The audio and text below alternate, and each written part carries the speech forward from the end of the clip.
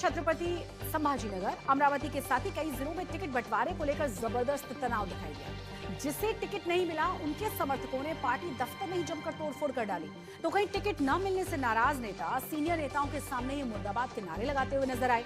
और पुणे समेत कई जिलों में बीजेपी और शिवसेना का गठबंधन भी काम नहीं आया, जिसके बाद दोनों ही दलों ने अपने अपने उम्मीदवारों को आनन फानन में मैदान में उतार दिया। यानी कई जगहों पर बीजेपी शिवसेना साथ साथ चुनाव नहीं लड़ रहे हैं, कई जगहों पर एक दूसरे के खिलाफ, एक दूसरे के आमने सामने चुनाव लड़ रहे हैं।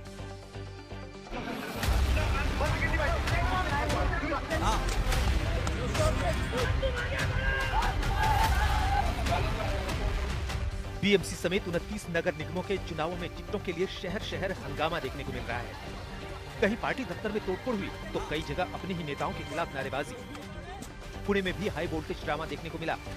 जब शिवसेना की महिला उम्मीदवार का नामांकन फॉर्म किसी दूसरे नेता ने ले लिया तो महिला नेता फूट फूट कर रोने लगी।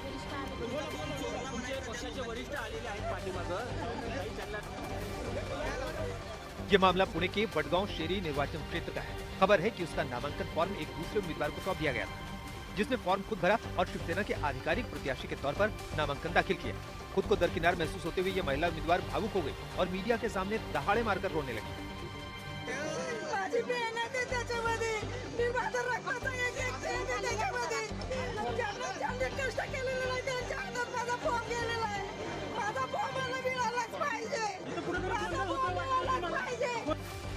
अब शिवसेना नेता सीट बंटवारे के समझौते को लेकर बीजेपी के दबाव का हवाला देते हुए स्वतंत्र रूप से चुनाव लड़ने की तैयारी करने की बात कह रहे हैं। अब कार्यकर्ताओं का ये कहना है कि उनका मित्र पक्ष यानी कि भाजपा और शिवसेना के जो कद्दावर नेता है उन सभी ने उनके साथ बगावत की है, इसलिए पुणे में 165 में से सिर्फ 15 जगह भाजपा उन्हें देने के लिए तैयार थी। अब सिर्फ यहाँ तक बात रुकी नहीं, कार्यकर्ताओं ने एबी फॉर्म ले लिए, भर भी दिए, लेकिन इसके बावजूद भी शिवसेना के नेताओं का कहना है कि गठबंधन अभी तक वैसे का वैसे है, वो कायम है, लेकिन जहां बात नहीं बन रही वहां तो हमें कार्यकर्ताओं की इच्छा माननी पड़ेगी। महायुति मुंबई में है, कई शहरों में है और पुणे में हमारा दोनों का एकमत नहीं हुआ। इसके लिए हम लोगों ने एबी फॉर्म दिए हैं। हमें जिस जगह पे लोग इच्छुक थे और हमारी ताकत है वहाँ पे, उसी तरीके से उन्होंने दिया है। इसके बारे में कुछ और हल निकलेगा तो बात अच्छी है, ऐसी हमारा पक्ष है। नागपुर में एनसीपी के कार्यालय में टिकट नहीं मिलने से नाराज नेताओं ने जमकर तोड़फोड़ की। देखिए कैसे टिकट न मिलने का गुस्सा इन लोगों ने पार्टी कार्यालय में रखे टीवी और सामान को तोड़कर निकाला। वहीं अमरावती में टिकट न मिलने पर शिवसेना कार्यकर्ता आपस में ही भिड़ गए, जिसके बाद होटल में जमकर मारपीट हुई। देखिए टिकट बंटवारे को लेकर शुरू हुआ विवाद बढ़ते बढ़ते धक्का मुक्की और झड़प में बदल गया।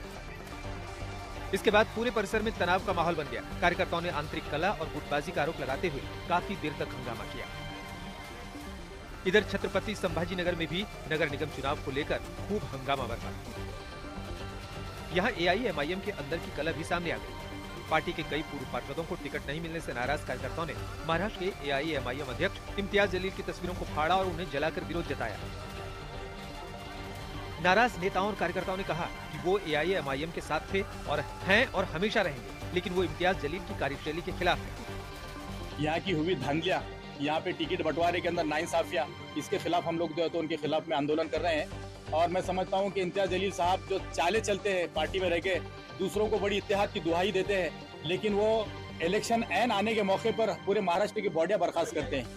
यहाँ पर टिकट बंटवारे के अंदर किसी को शामिल नहीं करते हैं। बड़ी बड़ी पार्टियों के अंदर जो है तो एक कोर कमेटी बनती है और वो डिसाइड करती है, लेकिन यहाँ पर एक बाप और बेटे की कोर कमेटी बनी है, वो डिसाइड कर रही है कि किसको टिकट दिया जाएगा और किसको टिकट नहीं दिया जाएगा। एआईएमआईएम के स्थानीय नेताओं ने आरोप लगाया कि टिकट बांटने में पैसे का खुला खेल है और नए चेहरों को पैसे लेकर टिकट दिए गए। कुछ लोगों की टिकट आखिरी वक्त में काट दिए गए तो नागपुर में ऐसा मामला भी सामने आया, जहां महानगर पालिका चुनाव के लिए शिवसेना शिंदे गुट के एक उम्मीदवार को शमशान घाट जाकर एबी फॉर्म सौंपा गया। जैसे मेरी मम्मी का अंतिम संस्कार हुआ, उसी वक्त वहाँ पे मेरे कार्यकर्ता, उनके कार्यकर्ता को भेजा गया और वहाँ मेरे को एबी फॉर्म दिया गया। जब मेरे को 1 घंटे का समय था, 1 डेढ़ घंटे का समय था, मैं वो 1 घंटे का 1.5 घंटे का समय में अपने उस प्रभाग के जो जोन ऑफिस है पर वहाँ पहुँचा और अपना अर्ज जो है पिटीशन वहाँ पे दिया।